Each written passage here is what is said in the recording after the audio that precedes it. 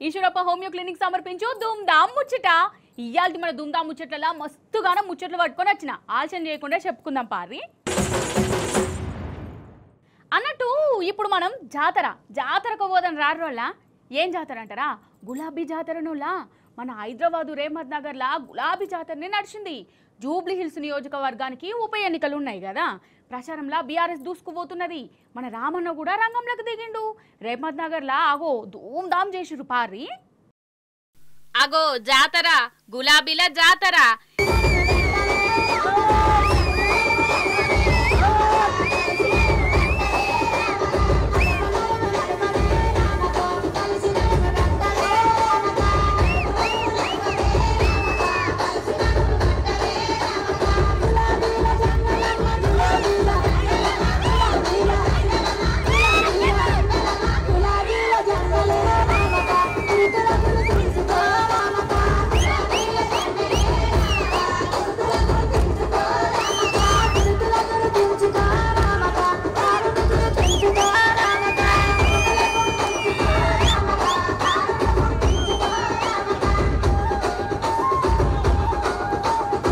నిజం చెప్తున్నా, రేమత్ నగర్ల రచ్చరచ్చన అయిందోలా. రామన్న రాకతోని శిగ మూగింది. ఎటు చూడు గులాబీ జెండల రేపరేపలే, జై బీఆర్ఎస్ అన్న మాటలే.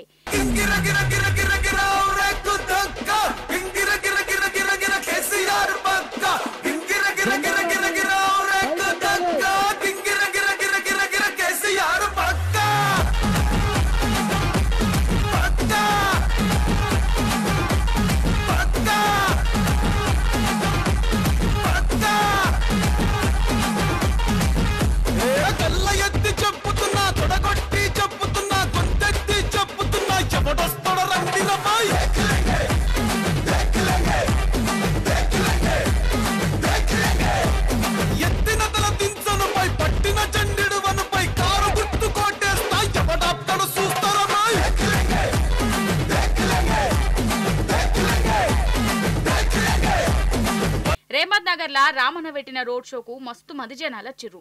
అసలు నిలబడ సందు లేదు కదా, ఆటలు పాటలు డాన్సులు వేసుకుంటూ ధూమ్ ధామ్ చేసిర్రు.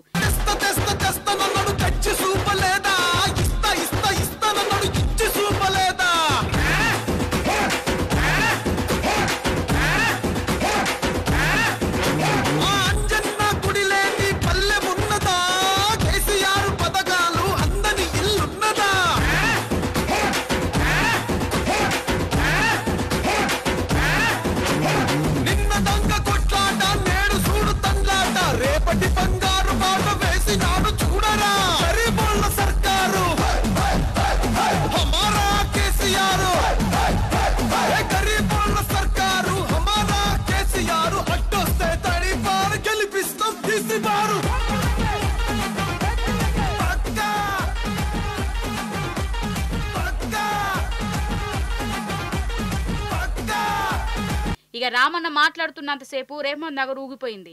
అటు కాంగ్రెస్ పాలన ఎట్లున్నది, బీఆర్ఎస్ పాలన ఎట్లుండే, చెయ్యి పార్టీ చేసిన మోసమేంది, రేవంత్ అన్న నమ్మిచ్చి ఎట్లా మోసం చేసిండో కండ్లకు కట్టినట్టు చెప్తున్నంతసేపు సప్పట్లతోని మారు మోగిపోయిందోలా. ఇట్లా కాదు గాని రామన్న ఏమన్నాడో మీరే ఇనుర్రి. ఓడిపోతా అని అర్థమైంది రేవంత్ రెడ్డి గారికి. అందుకే ఫ్రస్ట్రేషన్ల నిరాశలో నోటికొచ్చినట్టు మాట్లాడుతూ ఉన్నాడు. రద్దు చేస్తా అంటున్నాడు ముఖ్యమంత్రి. ఏం రద్దు చేస్తావు? ఏం షురువు చేసినావు అని రద్దు చేస్తావు నువ్వు? 2 ఏళ్లలో ఏం చేసినావు నువ్వు? పెన్షన్ 4000 వస్తుందా? ఆడపిల్లలకి నెలకు 2500 వస్తుందా? తులం బంగారం వస్తుందా? వస్తలేదా? ఆడపిల్లలకి స్కూటీలు వచ్చినాయా? ఇందిరమ్మ ఇండ్లు హైదరాబాద్లో నిండా ఇచ్చిండ్రా? మగ పిల్లలకి ఇస్తా అన్నాడు 5 లక్షల కార్డు వచ్చిందా? స్కాలర్షిప్లు 5 లక్షలు ఇస్తా అన్నాడు వచ్చిందా? నువ్వు షురువు ఏం చేసినావు అని రద్దు చేస్తావు నాకు అర్థం కాక అడుగుతా. ఒకటి షురు చేసిండు. ఏమిటిది? అది ఫ్రీ బస్సు. ఆడోళ్ళకు ఫ్రీ అట, మగోళ్ళకు డబల్ టికెట్ అట. గదేం ఫ్రీ నాకు అర్థం కాదు.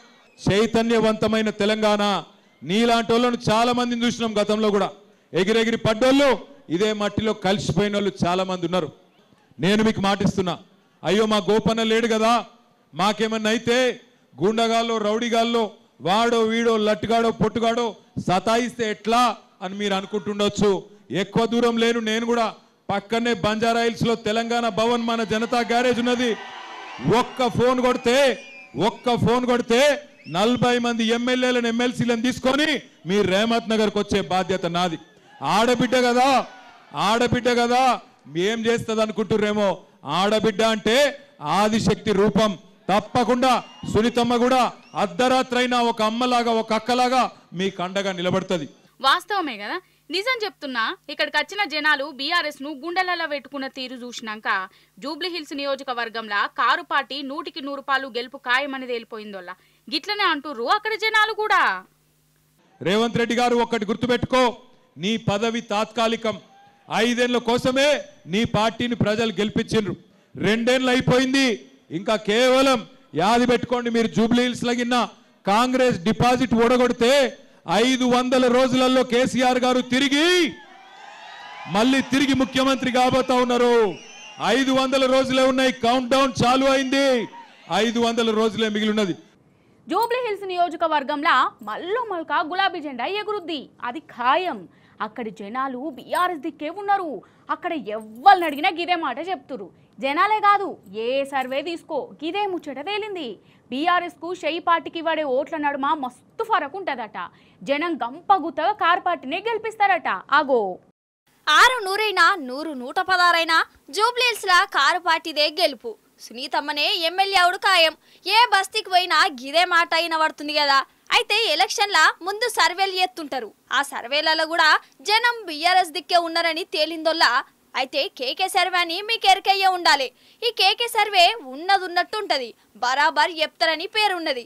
పోయినసారి ఆంధ్రాలో అన్ని సర్వేలు ఒక లెక్క చెప్తే కేకే సర్వే ఇంకో లెక్క చెప్పింది. ఈ సర్వేది లెక్క తప్పలే అప్పుడు. ఇప్పుడు ఈ జూబ్లీ హిల్స్ సర్వే కూడా కేకే సంస్థ చేసింది. అది కూడా ఏదో ఎట్టికి వేయలే. ప్రతి డివిజన్ పోయి జనం మాటేంది, వాళ్ళ మనసులో ఉన్నదేంది, ఇవన్నీ అరుచుకున్నారు ఈ సంస్థలు. ఆఖరికి తేలింది ఏందయ్యా అంటే అసలు షెయి పార్టీ పువ్వు పార్టీలను జనం దేకుడే దేక్తలేరట, కారు పార్టీకే గెలిపిస్తురట అని అన్ని డివిజన్లలా గిదే మాట. ఆగో కేకే సంస్థ అయినే లెక్కలతో సహా చెప్తుండు. ఇనుర్రి మీరు కూడా. బోరబండ గడిచిన ఎలక్షన్స్ లో బీఆర్ఎస్ కి 45.2% వస్తే ఈ రోజు ఈ క్షణానికి 63.2% అంటే 18% ఓటింగ్ పర్సెంటేజ్ ఆధిక్యత ఖచ్చితంగా క్రిస్టల్ క్లియర్ గా మనకి ఇక్కడ కనబడుతుంది. నగర్ శ్రీనగర్ కాలనీ 2023లో దాదాపుగా 44.1% ఉన్నటువంటి బీఆర్ఎస్ ఈ రోజు 61.9 అంటే దాదాపుగా 62% ఓటింగ్ పర్సెంటేజ్ ఎరిగింది. అంటే దాదాపుగా 17.8% ఓటింగ్ పర్సెంటేజ్ మనకు ఇక్కడ ఖచ్చితంగా ఇంక్రీజ్ కనబడుతుంది. గడిచిన ఎలక్షన్స్ లో బీఆర్ఎస్ కి ఇక్కడ 45.8% అంటే 2023లో 45.8% ఉంటే ఇప్పుడు 61.6% అంటే 15.8% క్రిస్టల్ క్లియర్ గా ఆధిక్యత కనబడుతుంది. గడిచిన ఎలక్షన్స్ కంటే కూడా ఇంకా మెరుగ్గా ఇక్కడ బీఆర్ఎస్ మనకు చూడగలుగుతున్నాం. చూద్దాం షేక్పేట్ వైపు. గడిచిన ఎలక్షన్స్ లో 2023లో బీఆర్ఎస్ కి 33.6% ఉంటే ఇప్పటి కరెంట్ పొజిషన్ 60.1%, 26.5% ఆధిక్యత మనకు ఖచ్చితంగా ఇక్కడ కనబడుతుంది. ఇది చాలా అనూహ్య పరిణామం. ఎందుకంటే షేక్పేట్లో ఈ విధంగా రావడం అనేది మొట్టమొదటిసారి రాబోతుంది. ఇన్నరా అసలు పోయినసారి ఎలక్షన్ల కంటే కూడా ఈ తాప బీఆర్ఎస్ కే ఇంకా ఎక్కువ ఓట్లు వస్తాయనటం వల్ల ఇక బీజేపీకి అయితే డిపాజిట్లు కూడా డౌటే అంటుర్రు. ఇక షెయి పార్టీకి కారు పార్టీకి నడుమ ఓట్ల తేడా మస్తున్నది.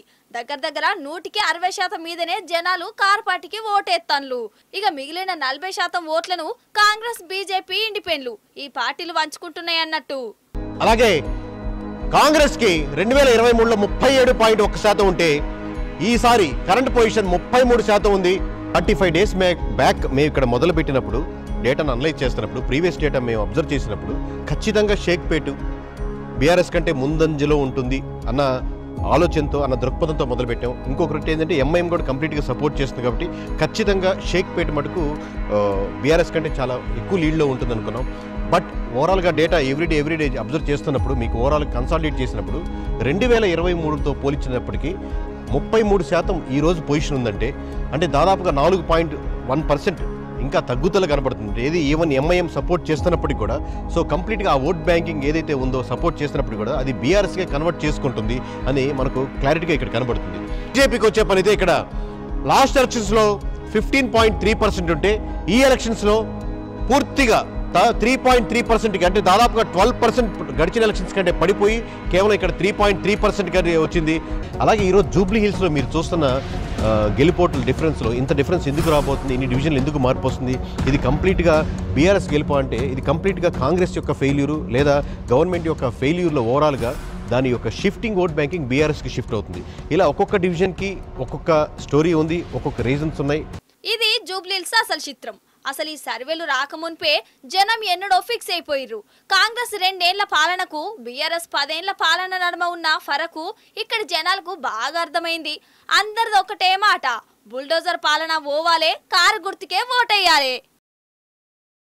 ఏ మాట కామాటేనోళ్ళ కొందరు పోరలను బడికి పంపాలనంటే 3 చెరువుల నీళ్లు తాగాల్సి వస్తుంది అమ్మ నాయనకు. వాళ్ళు అంత జిద్దు చేస్తారు మరి, అవునా కాదా? చాక్లెట్లు ఇస్తా, ఆమ్లెట్లు ఇస్తా, రేపు పోకుంటే మాయే ఇయ్యాలవో అని ఆశ పెట్టుకుంటా యాళ్ళు అయ్యేదాకా వాళ్ళను బుజురుకిచ్చుకుంటా బడికి సాగదోలుతారు. అయినా జిద్దుదైతే సరే ఇంట్లోనే ఉండు అని ఇడిచిపెడతారు. కానీ వెనకట గట్లా ఉండే నాన్నోళ్ళ బడికి గొర్ర గుంజుకొని పోయేది, పొట్టు కొట్టుకుంటా తోలుకపోయేది. ఇప్పుడు ఈ బడి ముచ్చట ఎందుకు చెప్పినా అంటే ఎందుకు చూడుర్రి. డైరెక్ట్ ముచ్చట్లకే పోదాం. ఫస్ట్ గీ సీన్ చూడుర్రి. చూసిండ్రా, పోరడు మంచానికి ఇయ్యాలాడుతుండు, దాన్ని ఇడిచిపెడతానే పెడతలేడు. అయినా వాళ్ళు కూడా ఇడవలే, ఆ మంచంతోనే తోలుకపోయిర్రు కదా. ఎక్కడికంటారా? బడికొల్లా.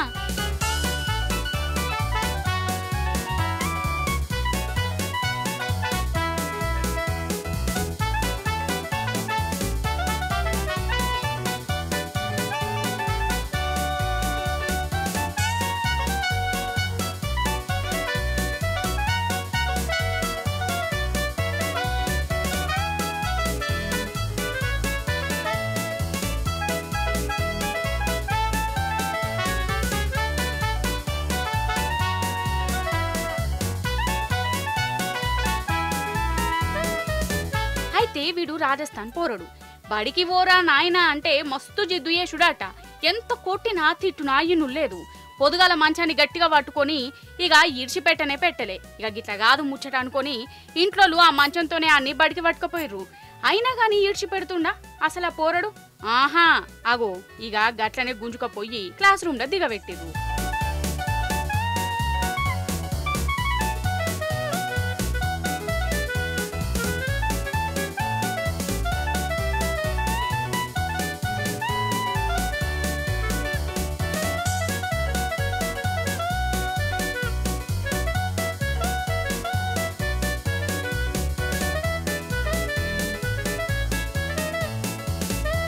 నిజంగా ఈ సీన్ చూస్తుంటే నాకు పాత రోజులే మతికొచ్చినాయి. ఉళ్ళ వెనకట గిట్లనే కదా, పోను అని ఏడ్చినా గాని గొర్ర గుంజుకోపోయేటోళ్ళు. సరే పోరని చదువు కోసం వీళ్ళు బలిమీటికి బడికి పట్టుకుపోయారు బరాబరే. మరి అసలు ఈ పిల్లగాడు స్కూల్కు పోయేదందుకు గింతగానం ఎందుకు భయపడుతుండు కావచ్చు? అసలు వాని బాధ ఏంది? ఎందుకు పోనంటుండు? గింత మంకుపట్టు మీద ఎందుకున్నాడు? గిది కూడా దగ్గర కూర్చోబెట్టుకొని అరుచుకోవాలి ఇంట్లోళ్ళు. లేకుంటే పోరని తక్లీఫ్ పోరనికే ఉంటది. పెద్దోళ్ళ బాధ పెద్దోళ్ళదే, నడిమిట్లా వీళ్ళాగం.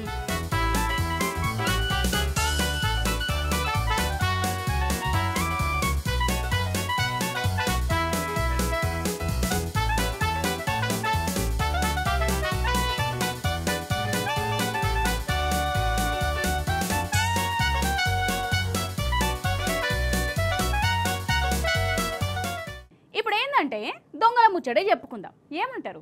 ఈసారి వచ్చినోళ్ళు ఉత్తపచ్చి దొంగలు కాదు, లేచింది నిద్ర లేచింది మహిళా లోకం అని పాట పాడుకుంటా రంగంలోకి దిగిన దొంగలు అన్నట్టు.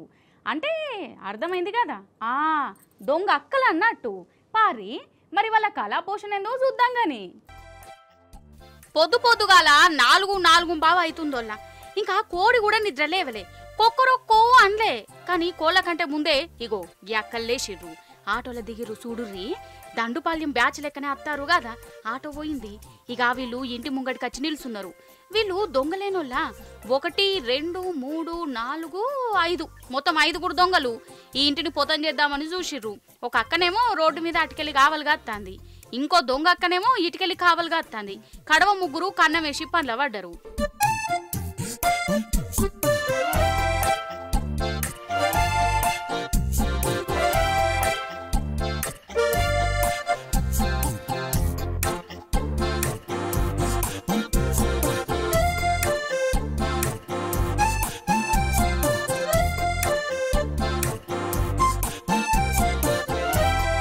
కానీ ఏం ఫాయిదా, వీళ్ళు గింత కష్టపడ్డా గాని వీళ్ళకి ఒక్క రూపాయి కూడా దొరకలేదట. దొంగతనానికి ఇల్లు సెట్టు కాలేదట. గులుక్కుంటా వాపస్ మారిపోయిర్రు ఉత్త చేతులతోని. ఈ ఇంటికంటే ముందే ఇంకో ఇంటికాడికి కూడా పోయిర్రటనోళ్ళ. ఆడ కూడా ఫెయిల్ అయిపోయిర్రు. కానీ చూసినారా, ఆడోళ్ళు కూడా దొంగతనం ఎంత పద్ధతిగా, ఎంత ప్లానింగ్ తోని, ఎంత ఉపాయంతో చేస్తాన్లో కదా. అన్నట్టు ఈ బ్యాచ్ ఎక్కడితో చెప్పలేదు కదా, రంగారెడ్డి జిల్లా రాజేంద్ర నగర్ అటనోళ్ళ.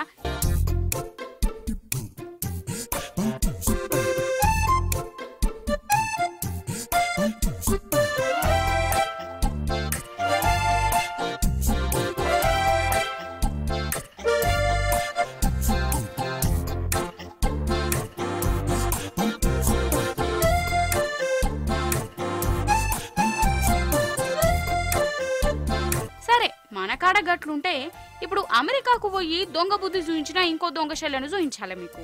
అమెరికాలంటే మన లెక్కనే ఉంటదా? ఉండదు కదా. అయితే ఈమె ఏడుతుంది చూడు. ఈమె చదువుకునేందుకు మన దేశం నుంచి అమెరికాకు పోయింది. పాపం ఆమెకు పైసలు సరిపోతలేవో, ఇంట్లోలను అడగాలనంటే మొహమాటం అనిపించిందో మనకు తెలియదు. ఒక దుకాణంకు పోయింది. ఆడ చిల్లర సామాన్ ఎత్తుకుపోయే పని పెట్టుకున్నది. మరి అమెరికా అంటే మన దేశం లెక్క ఉండదాయే, ఆడ నిఘా అలాగుంటదాయే. పోలీసులు దొరకబట్టిర్రు, ఇక జైల్లేసిర్రు. అద్దు నా ఇజ్జది పోతది అని ఏడ్చింది. గాని వాళ్ళు వింటారా అసలు? సరే, దొంగక్కలను చూయించినాక మొగ దొంగలను చూయించకుంటే మంచిగా ఉండదు కదా. వాళ్ళు ఫీల్ గారా? ఇగో వీళ్ళే ఆ గజ దొంగలు, కర్నూలోళ్ళు. కానీ గద్వాలలో తిరుగుతుర్రు, గుళ్ళకాడికి పోతారు. అక్కడ ఆడోళ్ళ మెడలకెళ్ళి నక్లెస్లు కొట్టేసి పారిపోతారు. మరి దొంగలన్నప్పుడు ఏదో ఒకనాడు దొరకవలసిందేనా అయ్యే. వాళ్ళు దొరికిర్రు. ఇప్పుడు జైల్లో షిప్పకూడ తినే పని పెట్టుకున్నారు. కానీ చూసిన రానోళ్ళ దొంగలు ఎట్లా మోపాయిరు. అసలు ఎవరిని నమ్మాలనో ఎవరిని నమ్మొద్దు ఏం అర్థమైతలేదు. ఎందుకన్నా మంచిది మీరైతే హుషారుగుండుర్రి బయటకు వచ్చినప్పుడు. ఇవి ఆల్రెడీ దుమ్దాం ముచ్చట్లు. మళ్ళీ ఎపిసోడ్లో ఇంకిన్ని ముచ్చట్లు పట్టుకుని అప్పటిదాకా చూస్తూనే ఉండే రిటైన్ న్యూస్.